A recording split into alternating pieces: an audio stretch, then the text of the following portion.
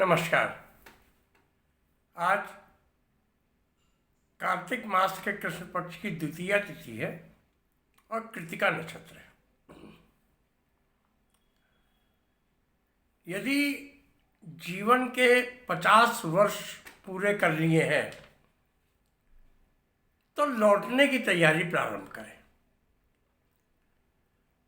अक्सर हम लोग लौटने की तैयारी करने में देर कर देते हैं और सब किया धरा व्यर्थ हो जाता है, निरर्थक हो जाता है।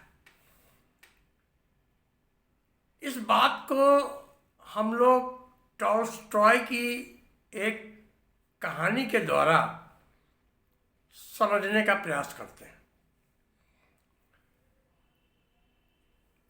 टॉल्स्टॉय ने एक कहानी लिखी, उसका शीर्षक था, हिंदी में अनुवाद यह है कि लौटना कभी आसान नहीं होता। लौटना सदैव कठिन होता है। एक बार एक आदमी था, गरीब था।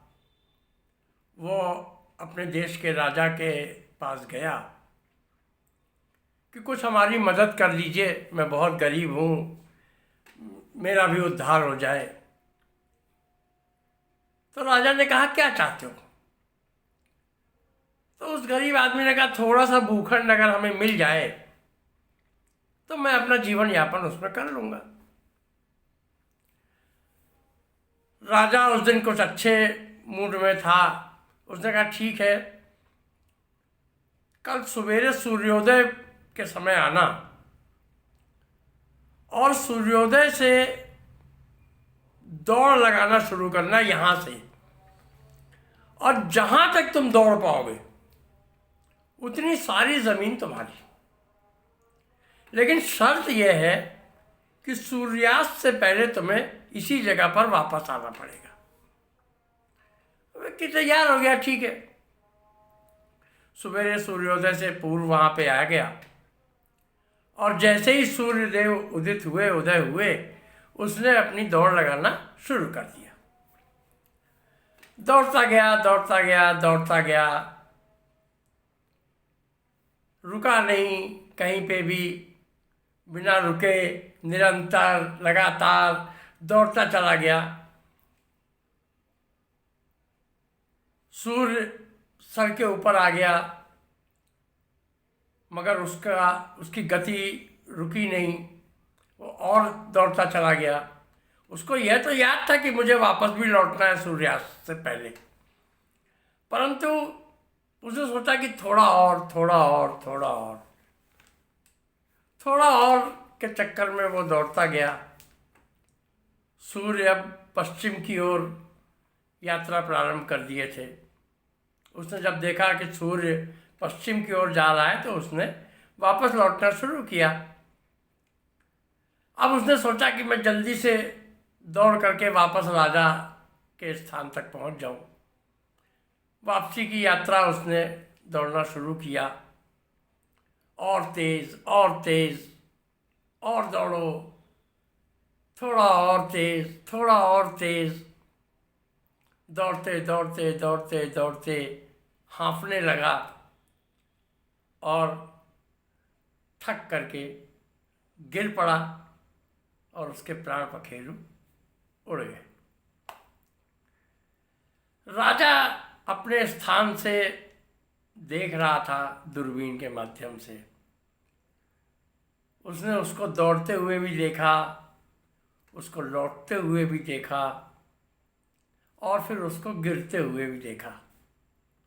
राजा अपने घोड़े पर सवार होकर अपने सहयोगियों के साथ वहाँ तक पहुँचा और उस व्यक्ति को देखा तो वो व्यक्ति मर चुका था। राजा ने गौर से देखा तो उसके मुंह से 2 लाइन निकली कि ज़रूरत तो उसको 2 गज ज़मीन की थी,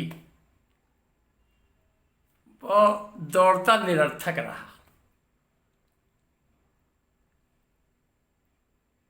मित्रों, हम लोग भी यही भूल कहीं ना कहीं करते हैं। हमारी आवश्यकताएं सीमित हैं, ज़रूरतें बहुत कम हैं, परंतु चाहतें असीमित हैं, इच्छाएं असीमित हैं। और हम लोग अपनी चाहतों को पूरा करने के लिए, इच्छाओं को पूरा करने के लिए दौड़ते चले जा रहे हैं, दौड़ते चले जा रहे हैं, दौड़ते चले जा रहे हैं। लौटना तो भूल ही गए। ये याद ही नहीं है कि हमें लौटना भी है। यदि जीवन के 50 वर्ष पूरे कर लिए हैं तो अब लौटने की तैयारी प्रारंभ कर दीजिए, इससे पहले कि देर हो जाए। लौटना याद रखें और उसकी तैयारी याद रखें। अभिमन्यु भी लौटना नहीं जानता था, हम भी लौटना नहीं जानते, भूल जाते हैं। जबकि लौटना है, ये हम सब जानते हैं कि हमें लौटना है, परंतु लौटने का जो भाव है वह कदाचित हम लोग भूल जाते हैं। एक काम कीजिए, एक डायरी और एक पेन उठाइए और उस पर लिखना शुरू कीजिए कि आप जीवन में क्या पाना चाहते हैं, कहाँ पहुँचना चाहते हैं, कहाँ जाना चाहते हैं, और अभी तक की यात्रा में कितना पा लिया, और जो भी आप पाना चाहते हैं, जहाँ तक भी पहुँचना चाहते हैं, वो कब तक पहुँचना चाहते हैं। समय का मूल्यांकन होना चाहिए। क्या आधे रास्ते तक आ गए हैं तो वापस लौटना प्रारंभ कर दीजिए, क्योंकि आधा जीवन, आधे से अधिक जीवन तो व्यतीत हो गया, निकल गया। बस दौड़ते जा रहे हैं, लौटना भूल गए। और जो लौटना जानता है वही जीना जानता है। जो लौटना याद रखता है वही जीवन जीना बहुत अच्छे से जानता है। इसलिए हम तो ईश्वर से यही प्रार्थना करते हैं कि लौटने का विवेक, सामर्थ्य एवं निर्णय हम सभी को मिले। हम सबको यह याद रहे कि हमें लौटना है, कितना समय निकल गया है और कितने समय तक हमें वापस लौटने की तैयारी प्रारंभ कर देनी चाहिए। यह विवेक हमें सदैव रहे और हम अपनी तैयारी प्रारंभ कर दें। जय श्री राम, जय हनुमान, प्रणाम।